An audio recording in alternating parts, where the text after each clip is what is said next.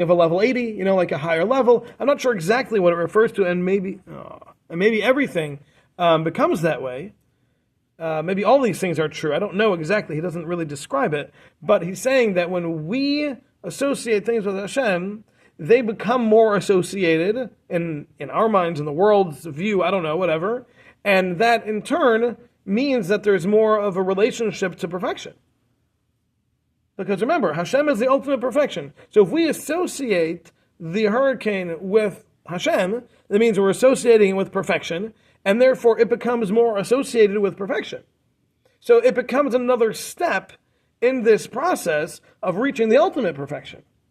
So every experience that I have, that I associate it with Hashem, whether it's a person, whether it's an experience, whether it's something that occurs, whatever it is, when I associate that with Hashem, I'm associating it with this perfection, and that in turn makes it, in a way, more perfect. And that's a step for you towards perfection. It's a step for perfection for me, and it's a step for perfection for the world. So if everybody is able to do that, and the whole world gets to a level that we're all recognizing that this hurricane is Hashem, and there is this perfection there, then that's going to bring about the ultimate in relationship to perfection itself, which, well, as we've said, it's a two-way street. So as we send the influence up, so to speak, it comes back down. So Hashem's giving of all this goodness and this perfection will come at a greater rate, because we are infusing it with more of that relationship between it and Hashem. So Hashem kind of sends that back down, that there is more apparent or maybe greater amount of relationship between Hashem and it. So it's a fascinating concept of how it works, and it's got an unlimited number of permutations of where that's going to come out and how we can apply that to our lives. But it's certainly a very, very central concept here, and that is that if we understand that Hashem is perfection, and all of perfection is simply its relative closeness to Hashem and His perfection, then we can start seeing that in more things in life, in ourselves, in others, in things that happen around us, things that happen to us, etc., etc. Okay. Can I point something? Can I just share something that somebody told me about this? Sure.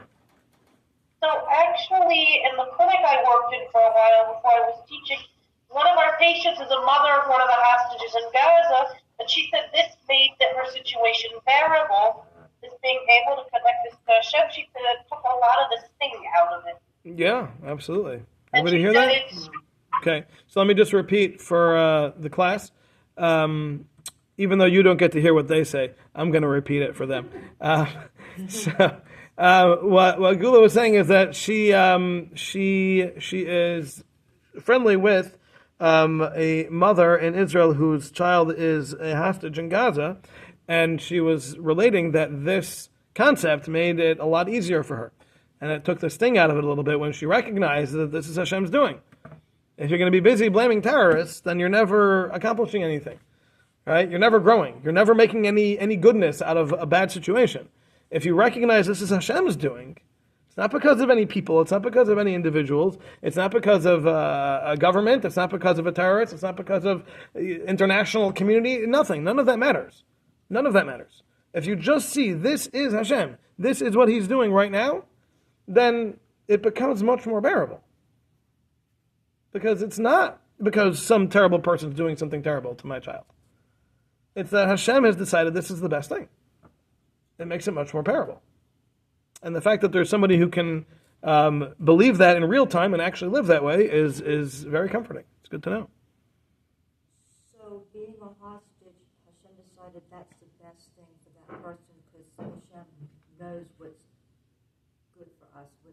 Yes, Hashem knows what is best for us, and He has chosen individuals who are in their current predicaments because of a myriad of reasons, right. And those are specifically designed for those lifetimes, Think about for those all neshamas. Prayers that those people are now causing.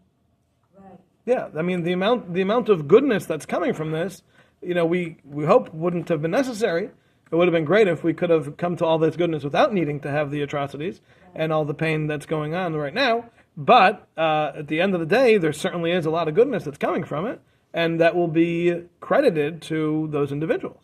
So then can you connect that this is happening because his neshama has something to... Is this because the neshama has something to do? Of course. Yeah. Everything that happens to a person is because the Right. So neshama has this something to is do. something that it has to accomplish.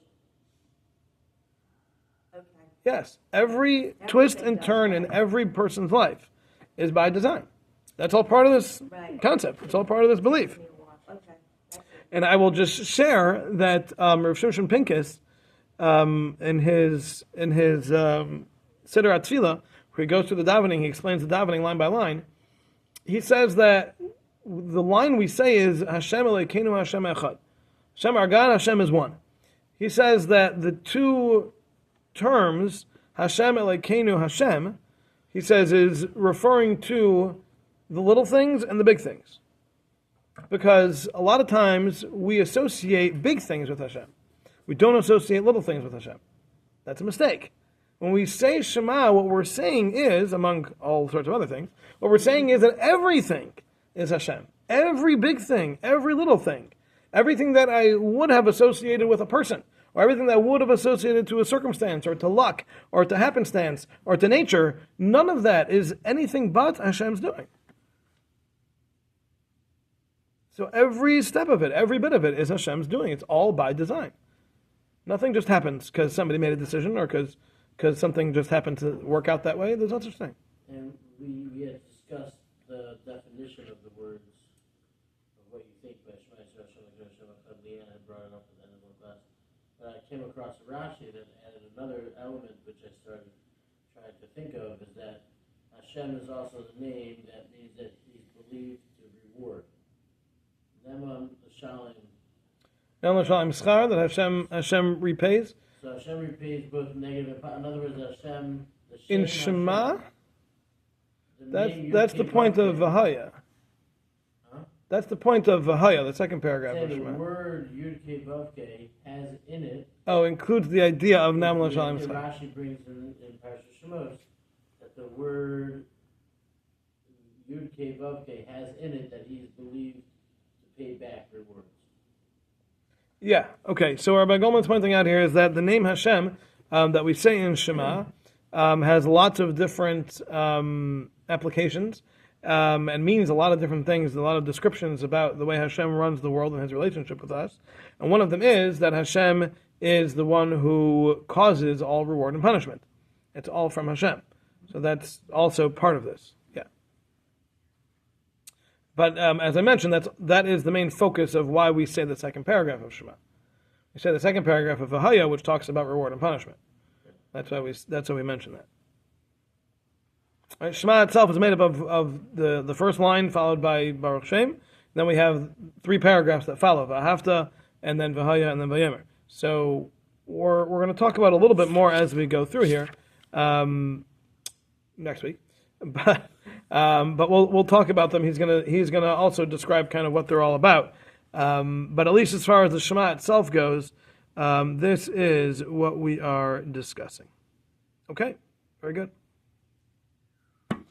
All right, very good. Have a wonderful week, everybody, and we'll see you, Mitzvah Shem, next week. I went to good Kodesh also. Yeah, good Chodesh. Thank you, Reb. Yep. Yes. I didn't get the page number to school.